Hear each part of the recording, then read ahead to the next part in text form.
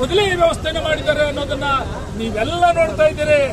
ಇವತ್ತುವರೆಗೂ ಕೂಡ ಅಲ್ಲಿ ಶವ ಬಿದ್ದರೂ ಕೂಡ ವಿಚಾರ ಮಾಡುವಂತ ನೈತಿಕತೆ ಈ ಕರ್ನಾಟಕ ಸರ್ಕಾರಕ್ಕೆ ಇಲ್ಲ ಅಂತ ಹೇಳಿ ನಾವು ಭಾವಿಸ್ತಾ ಇದ್ದೀವಿ.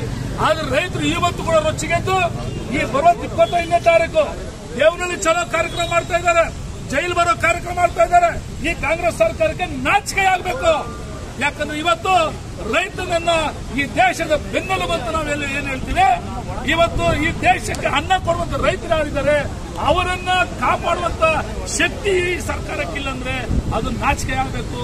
ಅದಕ್ಕಾಗಿ ಈ ಸರ್ಕಾರ ಇನ್ ಯಾವ ಕಾರಣಕ್ಕೂ ಮುಂದುವರಿಯುವಂತ ಹಕ್ಕು ಇವ್ರಿಗಿಲ್ಲ, ಆ ಬಾಧ್ಯತೆ ಇವ್ರಿಗಿಲ್ಲ.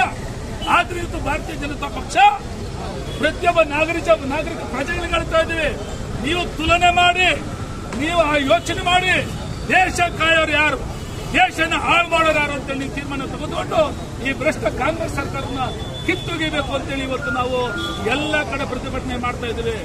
ಇನ್ನೊಂದು ವಿಚಾರ ಹೇಳ್ತಾ ಇದ್ದೀವಿ, ಇವತ್ತು ದಯಮಾಡಿ ಇಲ್ಲಿ ಅಧಿಕಾರಿಗಳಿದ್ದಾರೆ, ಈ ಅಧಿಕಾರಿಗಳ ಮುಂದೆ ಮಾತಾಡಬೇಕೋ ಇಲ್ಲ ನನಗೆ ಗೊತ್ತಿಲ್ಲ. ಇವತ್ತು ಈ ಕಾಂಗ್ರೆಸ್ ಸರ್ಕಾರ ಏನ್ ಸರ್ಕಾರ ನಾನು ಹೇಳಕ್ ಬಯಸ್ತೀನಿ, ಇದು ಹರಾಜು ಸರ್ಕಾರ.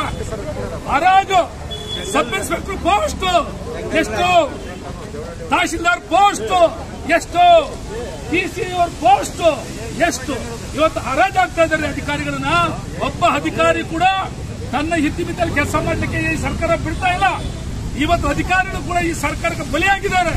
ಅವ್ರು ಹೇಳಿದ್ದಾರೆ ಪೊಲೀಸ್ ಇಲಾಖೆ, ಗೃಹ ಇಲಾಖೆ, ಯಾವ ಕಾರಣಕ್ಕೂ ನಾವು RCB ವಿದ್ಯೋತ್ಸವಕ್ಕೆ ನಾವು ಅನುಮತಿ ಕೊಡಲ್ಲ.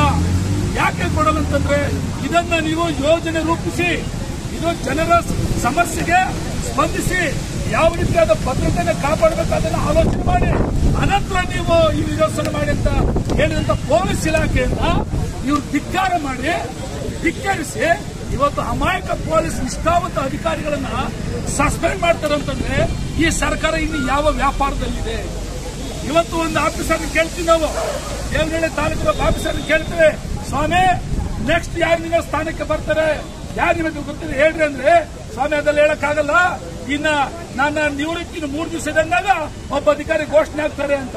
ಯಾವ ರೀತಿ ಆಗ್ತಾರೆ ಅಂದ್ರೆ ತೂಕ ಯಾವ ಅಧಿಕಾರಿ ಎಷ್ಟು ತೂಕಕ್ಕೆ ಬೆಲೆ ಬಾಳ್ತಾನೋ, ಎಷ್ಟು ಅಧಿಕಾರಿ ಎಷ್ಟು ತಂಡ ಹಾಕ್ತಾನೋ ಅವ್ರನ್ನ ಈ ಕ್ಷೇತ್ರಕ್ಕೆ ಕುಂದಿಸ್ತೀವಿ ಅಂತಾರೆ. ಹಾಗಿದ್ಮೇಲೆ ದುಡ್ಡು ಕೊಟ್ಟು ಬರುವಂತ ಕೆಲಸ ಮಾಡುವಂತ ಅಧಿಕಾರಿಗಳ ಗತಿ ಏನಾಗಬೇಕು? ತಿಂಗಳಿಗೊಂದು ಸಾರಿ ಮಾಮೂಲಿ ಹೋಗಬೇಕು, ರೌಡಿ ಮಾಮೂಲಿ. ಇದು ಕಾಂಗ್ರೆಸ್ ಸರ್ಕಾರಕ್ಕೆ ನಾಚಿಕೆ ಆಗಲ್ವಾ? ನಾಚಿಕೆ ಆಗಲ್ವಾ?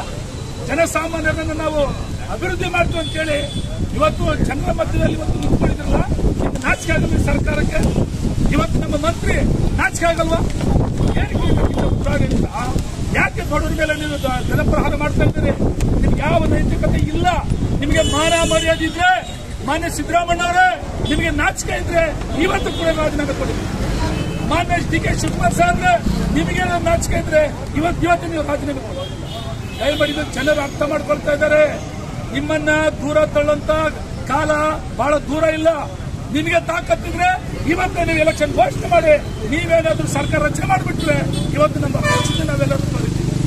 ಇದೇ ವಿಚಾರವಾಗಿ ನರೇಂದ್ರ ಮೋದಿಜಿಯವರು ಹೇಳ್ತಾ ಇದ್ದಾರೆ, ಎಲ್ಲ ಕರ್ನಾಟಕದಲ್ಲಿರುವಂತ ಎಲ್ಲ ರಾಜ್ಯಗಳಿಗೆ ಸೂಚನೆ ಕೊಡ್ತಾ ಇದ್ದಾರೆ, ನಿಮ್ಮ ಅಭಿವೃದ್ಧಿ ನಿಮ್ಮ ಕೈಯಲ್ಲಿದೆ, ಸುಳ್ಳು ಹೇಳ್ಕೊಂಡು ಬರುವಂತ ಕಳ್ಳರ ಕೈಯಲ್ಲಿ ನೀವು ರಾಜ್ಯನ ಕೊಡಬೇಡಿ ಅಂತೇಳಿ. ಆದರೆ ಇವತ್ತು ನಾವೆಲ್ಲರೂ ಕೂಡ ನಾಗರಿಕರಿಗೆ ಮನದಟ್ಟು ಮಾಡಬೇಕು. ಲೂಟಿ ಹೊಡೆದಂತ ಜನರಿಗೆ ಅಧಿಕಾರ ಕೊಡಬೇಡಿ ಅಂತ ಮನದಟ್ಟು ಮಾಡಿ ಇವತ್ತು ಭ್ರಷ್ಟ ಕಾಂಗ್ರೆಸ್ ಅನ್ನ ನಾವು ಕಿತ್ತೊಗೆಯಬೇಕು ಅನ್ನುವಂತ ಕಾರ್ಯಕ್ರಮ ರೂಪಿಸ್ತಾ ಇದ್ದೇವೆ. ಇದಕ್ಕೆ ಎಲ್ಲ ಸಾರ್ವಜನಿಕರು ಬೆಂಬಲಿಸ್ತಾ ಇದ್ದಾರೆ. ಎಲ್ಲರೂ ಕೂಡ ನಮ್ಮ ಭಾರತೀಯ ಜನತಾ ಪಕ್ಷದ ಸಿದ್ಧಾಂತಗಳನ್ನು ಒಪ್ತಾ ಇದ್ದಾರೆ. ಮುಂದಿನ ದಿನಗಳಲ್ಲಿ ಕಾಂಗ್ರೆಸ್ ಅನ್ನು ಕಿತ್ತಾಕಿ ಕರ್ನಾಟಕದಲ್ಲಿ ಬಿಜೆಪಿ ಸರ್ಕಾರ ತಂದೇ ತರ್ತೀವಿ ಅಂತೇಳಿ 2 ಮಾತಾಡಲಿಕ್ಕೆ ಅವಕಾಶ ಮಾಡಿಕೊಟ್ಟು